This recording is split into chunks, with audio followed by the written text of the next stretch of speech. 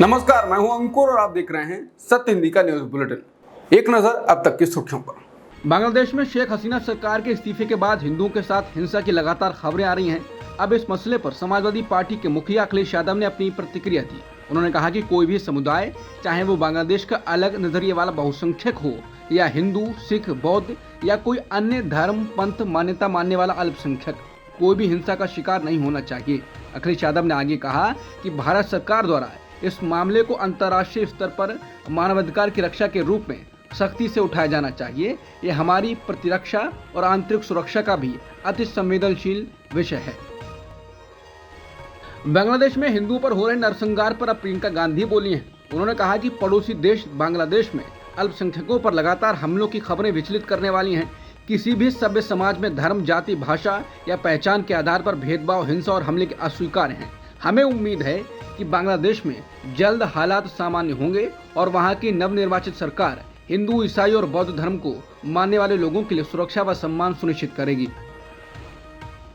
बांग्लादेश में गृह मामलों के सलाहकार ब्रिगेडियर जनरल एम सखावत हुसैन ने अल्पसंख्यकों को सुरक्षा देने में नाकामी पर माफी मांगी। उन्होंने कहा कि अल्पसंख्यकों को सुरक्षा देना बहुसंख्यकों की जिम्मेदारी है, लेकिन वो उन्हें सुरक्षा देने में नाकाम रहे। आप मस्जिद में जाकर 5 बार नमाज पढ़ते हैं, लेकिन अल्पसंख्यकों को सुरक्षा नहीं दे पाई, ये हमारे धर्म में है। अल्पसंख्यकों को सुरक्षा देना आपकी जिम्मेदारी है, आप नाकाम रहे, इसका जवाब देना होगा। उन्होंने कहा कि मैं अपने अल्पसंख्यक भाइयों से माफी चाहता हूं, भाई हमें माफ करें। अभी भी हमारे यहाँ हालात अस्थिर हैं, हम हर जगह आपको सुरक्षा नहीं दे पाए। कुछ जगहों पर सिविल सोसाइटी के लोगों ने अल्पसंख्यकों की सुरक्षा दी। पुलिस और रैपिड एक्शन फोर्स की हालात अभी भी अच्छी नहीं है, लेकिन हालात सुधरेंगे। सखावत हुसैन ने जन्माष्टमी पूजा के लिए सभी तरह के सुरक्षा इंतजाम करने का आश्वासन दिया। उन्होंने दुर्गा पूजा की छुट्टी 3 दिन तक बढ़ाने का भी सुझाव दिया। कांग्रेस सांसद शशि थरूर ने अपने एक्स अकाउंट पर बांग्लादेश के शहीद मेमोरियल स्थल की 2 तस्वीरें शेयर कर दुख जताया। एक तस्वीर में मूर्तियां टूटी हुई नजर आ रही हैं, जबकि पुरानी तस्वीर में वो ठीक है। थरूर ने कहा कि मुजीबनगर में मौजूद इस शहीद स्थल को भारत विरोधी उपद्रवियों ने नष्ट कर दिया है। कई स्थानों पर भारतीय सांस्कृतिक केंद्र, मंदिरों और हिंदुओं के घरों पर भी हमले हुए। उन्होंने कहा कि यहाँ तक कि ऐसी खबरें भी आई हैं कि मुस्लिम नागरिकों ने अन्य अल्पसंख्यकों के घरों और धार्मिक स्थानों की रक्षा की। थरूर ने बांग्लादेश की अंतरिम सरकार के प्रमुख मोहम्मद यूनुस को टैग कर लिखा, कुछ आंदोलनकारियों का एजेंडा बिल्कुल स्पष्ट है। यह आवश्यक है कि मोहम्मद यूनुस और उनकी अंतरिम सरकार बांग्लादेश के सभी लोगों, सभी धर्मों के हित में कानून एवं व्यवस्था को बहाल करने के लिए तत्काल कदम उठाए। उन्होंने लिखा कि भारत ऐसे मुश्किल वक्त में बांग्लादेश के लोगों के साथ खड़ा है, लेकिन ऐसे होड़दंग को कभी माफ नहीं किया जा सकता। बता दें, द हिंदू की रिपोर्ट के अनुसार शेख हसीना के देश से भागने के बाद बांग्लादेश में माइनॉरिटी को 52 जिलों में कम से कम 205 हमलों का सामना करना पड़ा है। बांग्लादेश की नई अंतरिम सरकार ने कहा है कि वो हिंदुओं और दूसरे धार्मिक अल्पसंख्यकों पर हुए हमलों को हल करने के लिए काम कर रही है। अंतरिम कैबिनेट ने अपने पहले आधिकारिक बयान में कहा है कि कुछ स्थानों पर धार्मिक अल्पसंख्यकों पर हमले गंभीर चिंता के साथ नोट किए गए हैं। कैबिनेट ने कहा कि वो ऐसे जघन्य हमलों को हल करने के तरीके खोजने के लिए तुरंत रिप्रेजेंटेटिव बॉडीज और बाकी समूहों के साथ बैठकें। पश्चिम बंगाल की राजधानी कोलकाता में एक डॉक्टर की रेप और हत्या से पूरे देश में उबाल है। कोलकाता के RG Kar medical college and hospital की जूनियर डॉक्टर के साथ दरिंदगी और हत्या मामले में अब सीबीआई की एंट्री हो सकती है। पश्चिम बंगाल के मुख्यमंत्री ममता बनर्जी ने मृत महिला डॉक्टर के परिजनों से मुलाकात की। कोलकाता रेप मर्डर मामले को लेकर पूरे देश में हो रहे विरोध प्रदर्शन के बीच ममता बनर्जी ने कहा कि अगर पुलिस रविवार तक मामले का खुलासा नहीं कर पाई तो वो मामले को सीबीआई को सौंप देंगी। भारत जोड़ो न्याय यात्रा निकालने वाले राहुल गांधी ने हिंडनबर्ग रिसर्च की रिपोर्ट को लेकर पीएम मोदी और गौतम अडानी पर हमला किया है। राहुल ने कहा कि अगर निवेशक अपनी मेहनत की कमाई गंवा देते हैं तो इसके लिए कौन जिम्मेदार होगा, प्रधानमंत्री मोदी, सेबी अध्यक्ष या गौतम अडानी।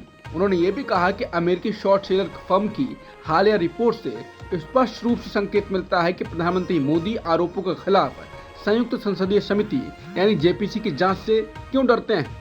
राहुल ने कहा कि छोटे खुदरा निवेशकों की संपत्ति की सुरक्षा का जिम्मा संभालने वाले सेबी की ईमानदारी को उसके अध्यक्ष के खिलाफ लगे आरोपों ने गंभीर रूप से ठेस पहुंचाई है। राहुल ने एक्स पर एक वीडियो पोस्ट कर निवेशक के तौर पर कई सवाल पूछे। उन्होंने कहा कि देश भर के ईमानदार निवेशकों के पास सरकार के लिए महत्वपूर्ण सवाल है।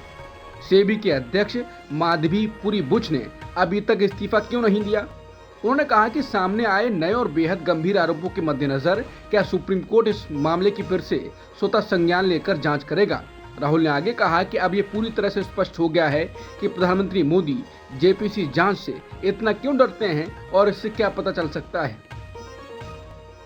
एक रिपोर्ट के मुताबिक ईडी कांग्रेस द्वारा संचालित नेशनल हेराल्ड अखबार की जांच के सिलसिले में नेता विपक्ष राहुल गांधी को पूछताछ के लिए फिर से बुलाने जा रहा है। जांच एजेंसी कथित तौर पर अखबार चलाने में अनियमितताओं की अपनी जांच को समाप्त करने के लिए लोकसभा में विपक्ष के नेता राहुल गांधी से पूछताछ कर सकती है। रिपोर्ट में कहा गया है कि एजेंसी इस मामले में पहले ही 751 करोड़ की संपत्ति कुर्क कर चुकी है। ईडी ने इस मामले में राहुल गांधी से आखिरी बार जून 2022 में पूछताछ की थी। अब फिर से ईडी को राहुल गांधी याद आ गए हैं, जिसके बाद लोग कह रहे हैं कि बच के रहना रे बाबा, बच के रहना तुझ पे नजर है। हिंडनबर्ग रिसर्च और सेबी प्रमुख माधवी पुरी बुच का विवाद और बढ़ गया है। हिंडनबर्ग रिपोर्ट ने अडानी समूह पर हितों के टकराव और वित्तीय अनियमितताओं को ताजा आरोप लगा दिया है। सेबी प्रमुख बुच और उनके पति धवल बुच ने आरोपों का खंडन किया था, जिसके बाद फिर अमेरिकी शॉर्ट सेलर ने ताजा हमला किया। माधवी, धवल और अडानी समूह ने हिंडनबर्ग के दावों को निराधार बताया था, लेकिन दोनों की सफाई के बाद मामला शीशे की तरह साफ हो गया।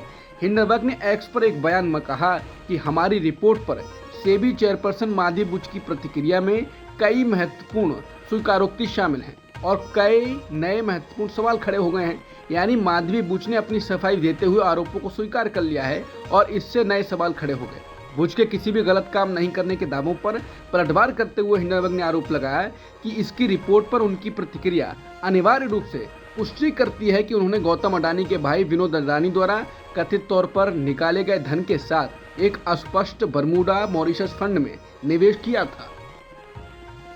हिंडनबर्ग रिपोर्ट के बाद कांग्रेस लगातार मोदी सरकार यानी एनडीए सरकार पर हमलावर है।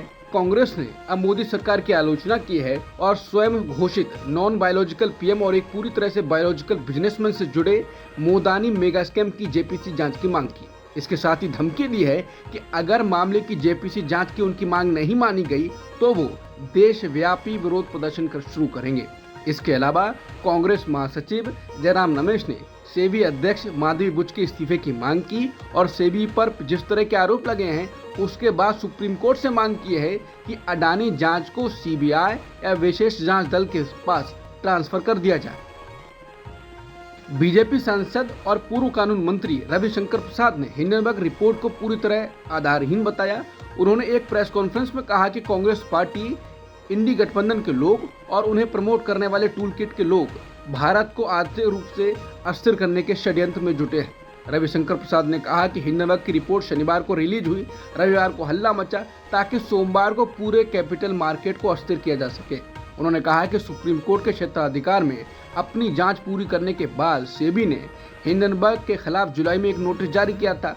अपने बचाव में जवाब देने के बजाय हिंडनबर्ग ने ये रिपोर्ट पेश की, ये पूरी तरह आधारहीन है। लोकसभा चुनाव के बाद बीजेपी और आरएसएस आमने सामने आ गए, जिससे काफी लोग खुश भी हुए।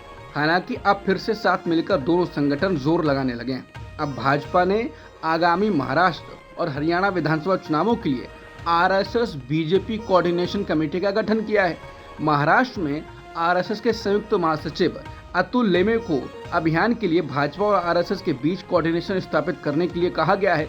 बता दें, दोनों के आमने सामने आने के बाद काफी लोग खुश भी हुए थे, लेकिन राजनीति के साथ फिल्मी दुनिया में भी थोड़ा समय देते तो समझ जाते कि अपने तो अपने होते हैं, बाकी सब सपने होते हैं। लोकसभा चुनावों के बाद अब बारी है विधानसभा चुनावों की। सबसे पहले महाराष्ट्र, हरियाणा और जम्मू कश्मीर में चुनाव होने हैं। सुप्रीम कोर्ट के निर्देश के मुताबिक जम्मू कश्मीर में चुनाव प्रक्रिया 30 सितंबर तक हो जानी चाहिए। केंद्र सरकार चाहती है कि जम्मू कश्मीर के साथ ही महाराष्ट्र और हरियाणा में भी चुनाव करा लिए जाएं, जहां पहले अक्टूबर में चुनाव होने थे। ऐसे में अब तीनों राज्यों में एक साथ चुनाव कराने के लिए प्रशासनिक तैयारियां तेज करने के साथ ही राजनीतिक तैयारी भी तेज हो गई। बीजेपी ने तीनों राज्यों में अपने प्रत्याशियों के नामों का ऐलान करने के लिए चयन प्रक्रिया भी शुरू कर दी। फ्रांस की राजधानी पेरिस में 26 जुलाई से चल रहे ओलंपिक खेलों का रविवार को समापन हो गया। ओलंपिक के आखिरी दिन भारत का कोई मुकाबला नहीं था। इस ओलंपिक में 1 सिल्वर और 5 ब्रॉन्ज मेडल के साथ भारत की पदक संख्या 6 रही। भारत 71वें पायदान पर रहा। हालांकि इससे पहले हुए टोक्यो ओलंपिक में भारत 7 मेडल के साथ पदक तालिका में 48वें स्थान पर था। राष्ट्रभक्ति से निकलकर केवल स्पोर्ट्स की बात करें तो अमेरिका 126 मेडल के साथ शीर्ष पर रहा, जबकि चीन 91 मेडल के साथ दूसरे स्थान पर रहा। भारत इतना पीछे क्यों रहा, इसके लिए भारत में स्पोर्टिंग कल्चर का ना होना भी एक वजह बताई जा रही है। भारत में लोग पढ़ोगे लिखोगे बनोगे नवाब, खेलोगे कूदोगे बनोगे खराब के वातावरण में पड़े होते हैं और दूसरे सुविधाओं का ना होना जैसे काफी चीजें भी हैं। अब तक की सुर्खियों में इतना ही। बाकी खबरों के लिए बने रहिए सत्यहिंदी.com के साथ।